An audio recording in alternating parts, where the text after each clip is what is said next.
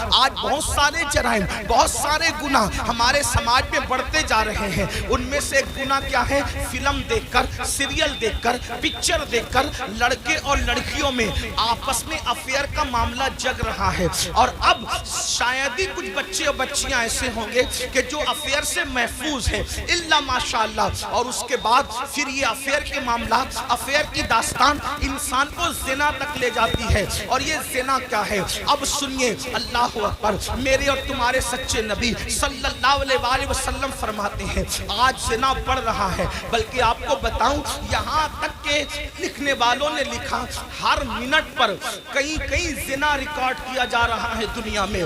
تعفن ہے زنا کا، تعفن ہے بدکاری کا۔ اللہ اکبر، ہیرو ہیروئن کے چکر میں انسان اب زنا کو گناہ بھی نہیں سمجھتا۔ آؤ آؤ، اپنے نبی کا فرمان سنو، اپنے سچے رسول کا فرمان سنو، اور اپنے آپ کو جہنم کی آگ سے بچا لو۔ اللہ کے سچے نبی، غیب کا نبی صلی اللہ علیہ وآلہ وسلم فرماتے ہیں کہ جب قیامت کے دن زانیوں کو میدان محشر میں لایا جائے گا، اللہ کرے کسی کو یہ گناہ نہ کرے، اور اگر کسی نے کی ہو تو وہ جلد سے جلد توبہ کرے، اس گندگی سے نکلے۔ اے میری قوم کے جوانوں، گندی فلمیں دیکھ کر، گندی پکچریں دیکھ کر کس میں ڈوبے جا رہے ہو؟ اللہ اکبر، زنا کے بارے میں تمہارے اور میرے سچے نبی صلی اللہ علیہ وآلہ وسلم ارشاد فرماتے ہیں کہ جب زانیوں کو قیامت کے دن میدان محشر میں لایا جائے گا تو پورا میدان محشر ان زانیوں کو پہچان لے گا، یعنی جنہوں نے دنیا میں زنا کیا ہے، محشر ان کو پہچان لے گا۔ اور وہاں پر یہ جلسے اتنا مجمع نہیں ہوگا،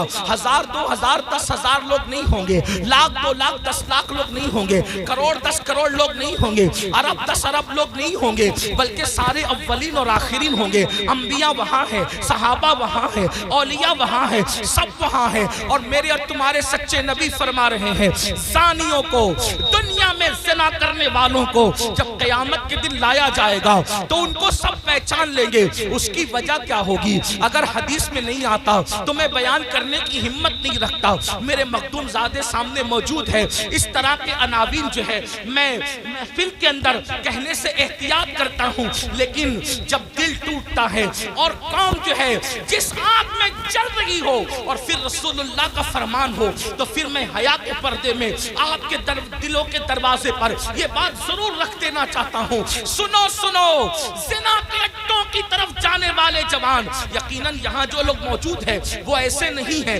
لیکن آپ کو مخاطب کر کے ان تک خدا کے بندوں تک آواز پہنچانا ہے جو اس آواز کے مستحق ہیں، ان بچیوں تک آواز پہنچانا ہے جو اس آواز کے مستحق ہے۔ سنو، اللہ کے رسول سچے نبی فرماتے ہیں کہ زانیوں کو جب قیامت کے دن لایا جائے گا تو پورا محشر ان کو پہچان لے گا۔ پہچاننے کی وجہ کیا ہوگی؟ آقا فرماتے ہیں ان کی شرمگاہوں سے اتنی گندی بدبو آئے گی، اتنی خطرناک بدبو آئے گی کہ میدان محشر ان کی بدبو کو دیکھ کر ان کو پہچان لے گا۔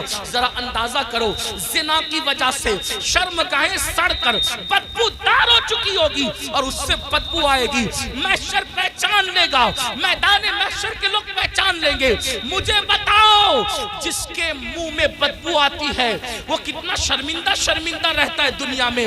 نادان، اگر منہ سے بدبو آئے، آدمی اگر پیاز کھا لے فوراً پان کھاتا ہے، سونپ کھاتا ہے، کوئی چیز کھاتا ہے، منہ فریش کھاتا ہے، کیوں؟ میرے منہ میں بدبو نہیں آنا چاہیے۔ سن لو، جب آدمی منہ کی بدبو سے دنیا میں اتنا ڈرتا ہے کہ نیند سے اٹھنے کے بعد بغیر برش کیے وہ باہر نہیں نکلتا، دوستوں سے گفتگو نہیں کرتا، اللہ مگر اللہ اکبر، وہ موقع کیسا ہوگا، وہ حالات کیسے ہوں گے؟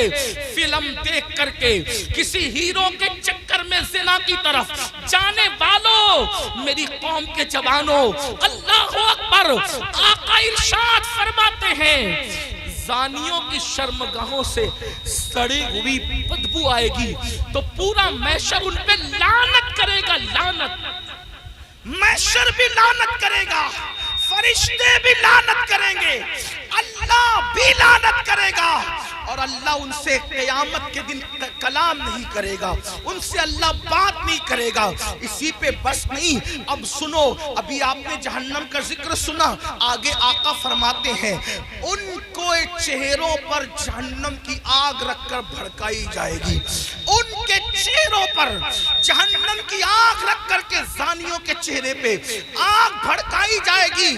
کبھی تندور کے اندر کوئی چیز سیکی جاتی ہے تو کیسے الٹ پلٹ کیا جاتا ہے، زانیوں کے چہروں کو جہنم میں الٹ پلٹ کیا جائے گا، ان کے چہروں پہ آگ بھڑکائی جائے گی۔ اسی پہ بس نہیں، میرے اور تمہارے سچے نبی فرماتے ہیں پھر حضرت مالک یعنی جہنم کے داروغہ جہنم کی آگ کی بنی ہوئی قمیص اس کے بدن پر پہنائیں گے۔ ہائے ہائے، جو مئی کی گرمی برداشت نہ کر سکے، جو دسمبر کی سردی برداشت نہ کر سکے، یہ کمزور جسم جس پر مکھی اور مچھر چلے تو یہ کمزور جسم مکھی اور مچھر کے ڈنک کو برداشت نہیں کر سکتا۔ یہ کمزور جسم اگر بتی کے چٹکے کو، سگریٹ کے چٹکے کو برداشت نہیں کر سکتا۔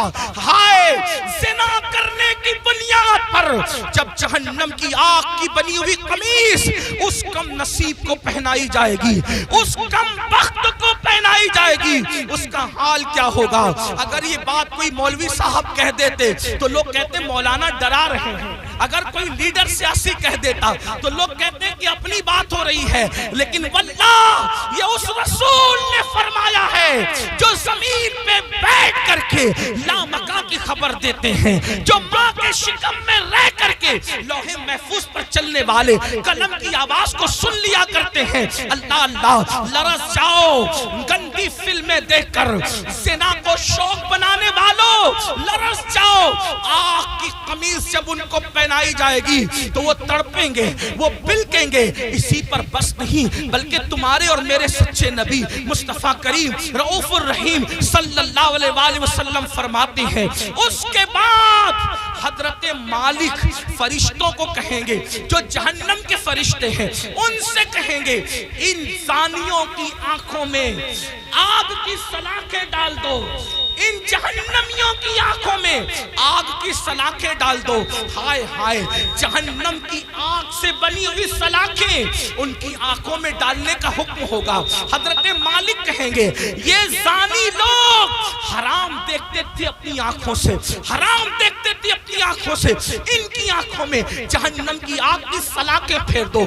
تھوڑا غور تو کرو، اگر یہ بات کسی کتاب میں کسی صرف ایک عام انسان کی لکھی ہوئی ہوتی میں کبھی اتنے اہتمام سے بیان نہ کرتا، لیکن وہ رسول بیان کر رہے ہیں جن کی زبان پر سوائے حق کے کچھ اور جاری نہیں ہوتا۔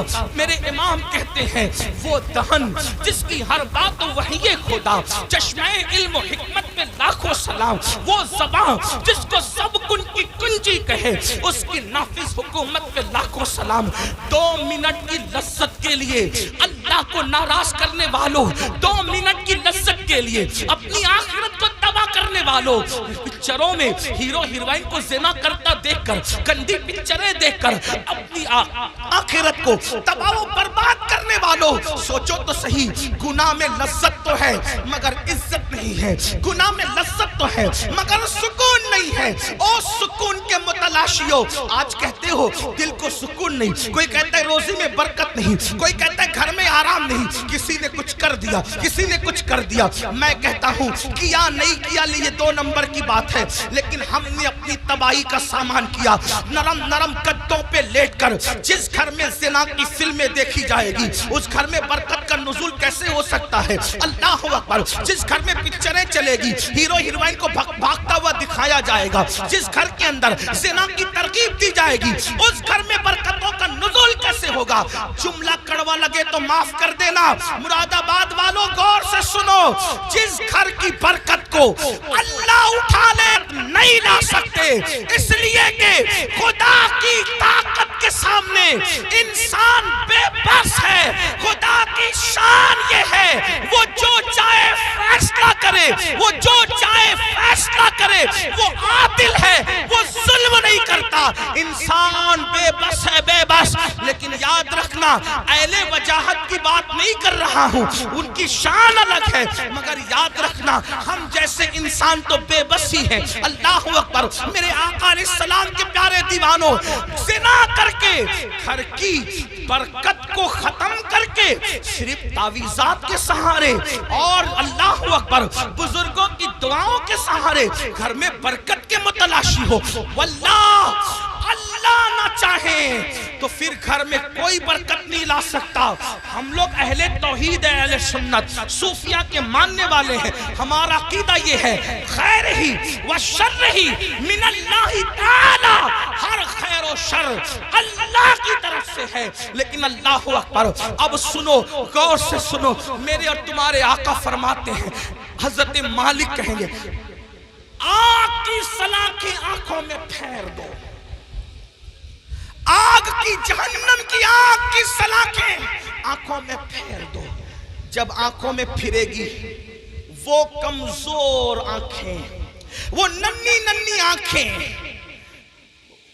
جس میں اگر ایک چھوٹا سا تنکا جائے، تنکا، تو آدمی برداشت نہیں کرتا، پیاس کے ننھے سے ذرات جائے تو برداشت نہیں کرتا،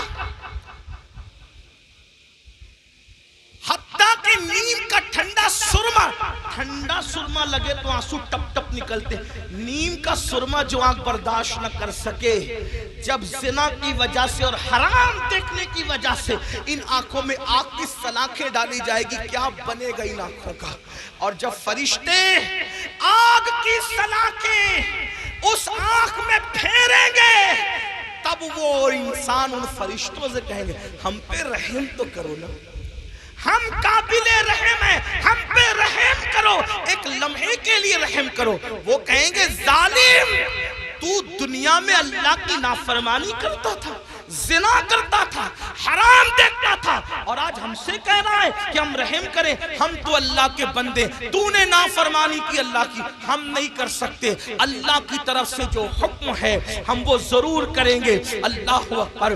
یہ ہے زانیوں کے حوالے سے، یہ تو میں نے اختصار کے ساتھ ایک حدیث پڑھی، میں اپنے جوانوں سے کہتا ہوں آج زنا افیئر کے نام پر بڑھ رہا ہے، میرے بھائیو اس طرف نہ جاؤ، بلکہ نکاح کو اتنا سستا کرو کہ زنا کرنا مشکل ہو جائے، نکاح کو اتنا آسان کرو زنا کرنا مشکل ہو جائے۔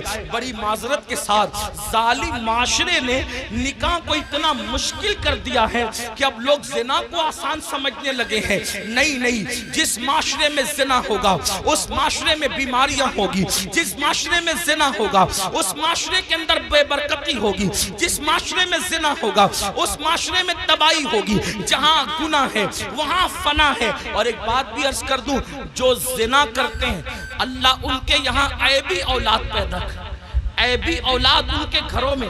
اب کسی گھر میں عیبی اولاد دیکھنا تو قیاس مت لگا لینا کہ اس نے زنا ہی کیا ہوگا، ایسا نہیں۔ کچھ لوگوں کو بطور سزا عیبی اولاد دی جاتی ہے اور کچھ لوگوں کو بطور امتحان عیبی اولاد دی جاتی ہے۔ کسی کا امتحان بھی ہو سکتا ہے، جیسے حضرت ایوب علیہ السلام کا امتحان ہوا، اللہ والوں کا امتحان ہوا۔ تو میرے بھائیو زنا کی طرف نہ جاؤ اور نکاح کرو، اور نکاح جلدی کرو۔ اپنے جوانوں سے کہتا ہوں اگر گھر والے نکاح کرنے میں تاخیر کرے تو نوجوانوں کو یہ گھر میں عرضی رکھنے کا حق ہے کہ میری شادی کر دو، لیکن حرام کی طرف نہ جاؤ۔ اور آخری میں بات سمیٹتے ہوئے عرض کروں، اگر ایسا نہیں کیا تو زنا وہ بدترین فعل ہے میرے بھائی، نسلوں تک اس کی سزا ملتی رہے گی۔ روزی میں برکت نہیں ہو سکتی، روزی میں کبھی برکت نہیں ہو سکتی، چہرے کا نور اٹھا لیا جائے گا، عمر گھٹا دی جائے گی، کئی پناہ نہیں ملے گی۔ جنہوں نے جوانیوں میں زنا کیا ہے بڑھاپا اس قدر ان کا دردناک ہے، وہ بستر میں منہ چھپا کر روتے ہیں، لیکن ان کو موت نہیں آتی، وہ موت مانگتے ہیں، ان کو موت نہیں آتی۔ جوانی میں پاپ کرنے والے، جوانی میں آوارگی کرنے والے، جوانی میں عیاشی کرنے والے، جوانی میں عیش کرنے والے دردناک زندگی گزارتے ہیں، کوئی پوچھنے والا نہیں رہتا، اس لیے کہ جس کی طرف سے خدا کی نظر رحمت پھر جاتی ہے ان کا کوئی پرسان حال نہیں۔ اس لیے میرے بھائیو آج سے پہلے اگر اگر گندی فلم دیکھی ہو، آج سے پہلے کوئی زنا کا کام کیا ہو، آج سے پہلے کسی لڑکی سے ناجائز تعلقات رکھا ہو، آج سے پہلے کسی لڑکی کو پاپ کی نظر سے دیکھا ہو، آج کی اس محفل میں سچی توبہ کر لو، کیونکہ توبہ کا دروازہ کھلا ہوا ہے اور آج ہی کھلا ہے۔ جس دن مر جاؤ گے، روح کا جس رشتہ جسم سے ٹوٹ جائے گا، توبہ کا دروازہ ہمارے لیے بند ہو جائے گا۔ اللہ اللہ، ایک بزرگ مجذوب تھے، وہ بستی میں لوگوں سے کہتے تھے، لوگوں اللہ سے صلح کر لو، لوگوں اللہ سے صلح کر لو، لوگوں اللہ سے صلح کر لو۔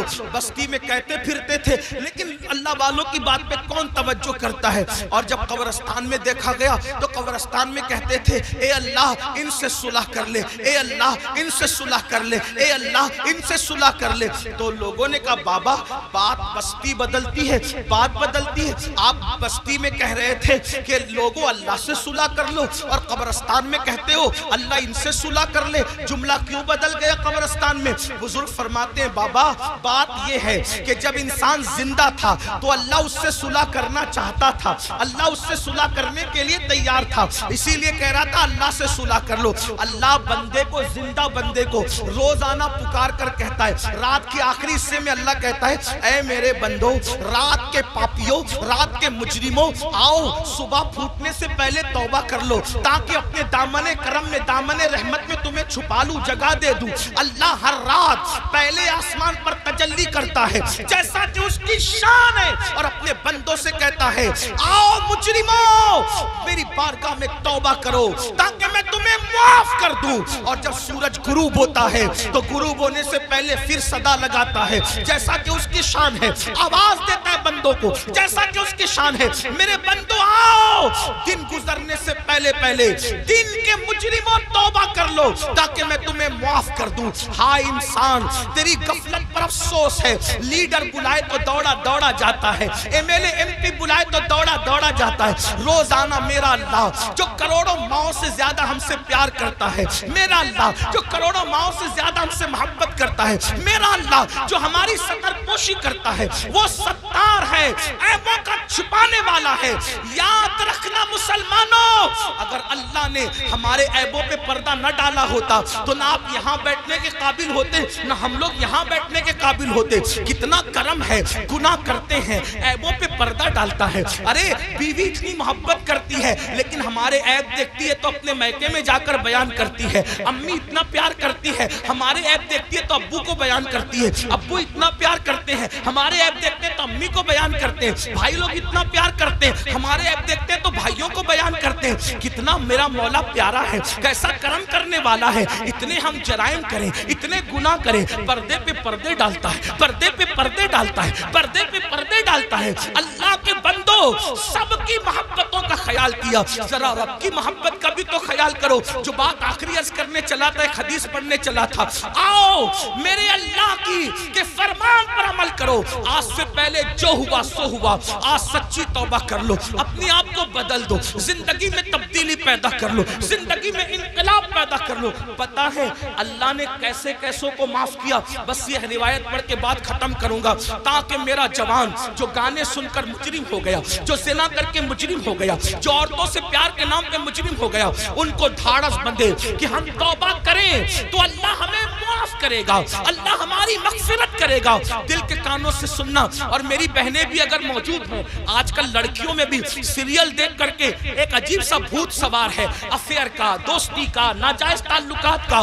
نہیں، ہمارے یہاں شادی سے پہلے کوئی دوستی نہیں ہے، لڑکا لڑکی کی کوئی دوستی نہیں ہے۔ علامہ ابن الجوزی لکھتے ہیں، میرے آقا نے فرمایا، اگر مریم جیسی عورت ہو پاک دامن اور داؤد جیسا پاک دامن مرد ہو اور دونوں تنہائی چاہیں تو میں دونوں کو تنہائی کی اجازت نہیں دے سکتا۔ یہ اللہ کے رسول کا فرمان ہے۔ اور آج اسکول کے لڑکوں سے دوستی، کالج کے لڑکوں سے دوستی، یونیورسٹی کے لڑکوں سے دوستی، اور پھر ماں باپ کہتے ہیں ارے یہ مولوی لوگ تو پرانے خیال کے ہیں، آج تو نیا دور ہے۔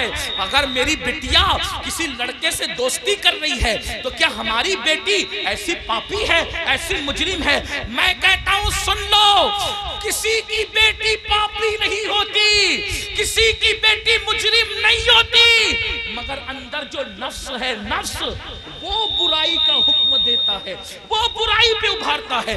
بیٹیاں کسی کے ساتھ نہ بھاگتی اگر گھروں کے اندر پردے کا نظام ہوتا، اگر گھروں میں تقدس کا نظام ہوتا، اگر گھروں میں پارسائی کا نظام ہوتا۔ ہماری بیٹیوں کو 50 سال پہلے چچا زاد بھائی سے بھی پردہ کرایا جاتا تھا، مامو زاد بھائی سے بھی پردہ کرایا جاتا تھا، خالہ زاد بھائی سے بھی پردہ کرایا جاتا تھا، دیوروں سے بھی پردہ کرتی تھی، جیٹ سے بھی پردہ کرتی تھی، بہن بھائی سے بھی پردہ کرتی تھی۔ اور آج اسکول کے لڑکوں سے دوستی نہیں۔ کسی کو برا لگتا ہے، 1000 بار برا لگے، ہمارا مذہب یہی ہے اور یہی ہے۔ اگر کوئی ٹی وی پہ بیٹھ کر بھونکتا ہے کہ مولوی پردے کی بات کرتے ہیں، ہم کہتے ہیں ہم تم سے نہیں کہتے، ہم اپنی بیٹیوں سے کہتے ہیں، اور ہماری بیٹیوں کو کہنے کا ہمیں حق ہے کہ ہر آدمی اپنی بیٹی کا ذمہ دار ہے۔ بیٹی صرف اس کے باپ کی بیٹی نہیں، بیٹی تو پوری ملت کی بیٹی ہوتی ہے، بیٹی تو پوری قوم کی بیٹی ہوتی ہے۔ میرے نبی نے حاتم طائی کی بیٹی کو جب بغیر دوپٹے کے دیکھا تو اپنی مزمل و مدثر والی چادر اس کے سر پہ ڈال کر دنیا کو پیغام دیا، بیٹی کسی کی بھی ہو، بیٹی تو بیٹی ہوا کرتی ہے۔ ہمارے یہاں بیٹی کی اہمیت ہے، اور یہ تو ظلم کرتے ہیں۔ یہ تو پردہ ظلم لگتا ہے تمہیں؟ کیوں ظلم لگتا ہے پتہ ہے؟ میں گالی گلوچ کا عادی نہیں، لیکن ایک بات آپ کو بتا، پردہ ان کو ظلم کیوں لگتا ہے؟ کتے چاہتے ہیں کہ بکری باہر نکلے، کتے چاہتے ہیں کہ بکری باہر نکلے۔ کیوں کتے صاحبو؟ بکری سے تمہیں اس کی آزادی سے کیا پیار؟ کہا یہ گھر میں رکھا اس کے مالک نے ظلم ہے۔ ہم نے کہا ظلم نہیں، مالک کی محبت ہے۔ وہ جانتا ہے کہ آوارہ کتے باہر بیٹھے ہوئے ہیں، اگر بکری کو باہر بھیجوں گا تو نوچ نوچ کر کھا جائیں گے۔ اس نے محبت سے گھر میں رکھا ہے تاکہ آوارہ کتوں کی نظر نہ پڑے۔ تو ایک مالک کے نزدیک بکری کی جتنی عزت ہے، اس سے کروڑوں درجہ زیادہ ہمارے یہاں بیٹی کی عزت۔ توجہ آپ کی؟ ہمارے یہاں اب آپ کہیں گے بیٹی کی کیوں اتنی عزت ہے؟ میں نے کہا اس لیے اتنی عزت ہے کہ ہمارے یہاں بیٹی کا روپ معمولی روپ نہیں ہے، بیٹی کا روپ سیدہ، طیبہ، طاہرہ، خاتون جنت فاطمہ الزہرا کا روپ ہے، اور وہ ایسا روپ ہے کہ جس کے لیے پوری کائنات کھڑی ہوتی ہے۔ جب وہ شہزادی نبی سے ملنے آتی ہے تو میرا نبی ان کے استقبال کے لیے کھڑا ہو جاتا ہے۔ بیٹی یہ ہے، اوروں کی بیٹی کیا ہے مجھے نہیں پتا، ہمارے یہاں بیٹی، اب سن لے بیٹی کیا ہے، ہمارے یہاں بیٹی فاطمہ الزہرا ہے، ہمارے یہاں بیٹی بنت صدیق عائشہ صدیقہ ہے، ہمارے یہاں بیٹی حضرت سیدہ زینب کبریٰ ہے۔ جب بیٹے کٹ جاتے ہیں تو بیٹی ہی ہے جو پورے قافلے کو کربلا سے بچا بچا کر کے مدینہ منورہ تک لاتی ہے۔ نعرہ تکبیر! اس لیے بیٹی کی عزت، ہمارے یہاں بیٹی کی عزت اس لیے، ہمارے یہاں بیٹی برتن جھاڑو کرنے والی کا نام نہیں، ہمارے یہاں بیٹی کپڑے دھلنے والی کا نام نہیں، ہمارے یہاں بیٹی وہاں کھڑے رہ کر خطبہ دینے والی کا نام ہے۔ جہاں مرد کٹ جائے تو پھر بیٹی بولتی ہے، اور اس شان سے بولتی ہے کہ لگتا نہیں کہ بیٹی بول رہی ہے، ایسا لگتا ہے جیسے بیٹی کا بابا بول رہا ہے۔ اور ہوا دربار کوفہ اور دمشق میں جب علی مرتضیٰ کی باب مدینۃ العلم کی شہزادی زینب نے خطبہ دیا تو دیواریں دہل گئی، اور لوگ کہنے لگے علی کہاں سے آ گئے؟ تو لوگوں نے کہا علی نہیں ہے، علی کی شہزادی بول رہی ہے۔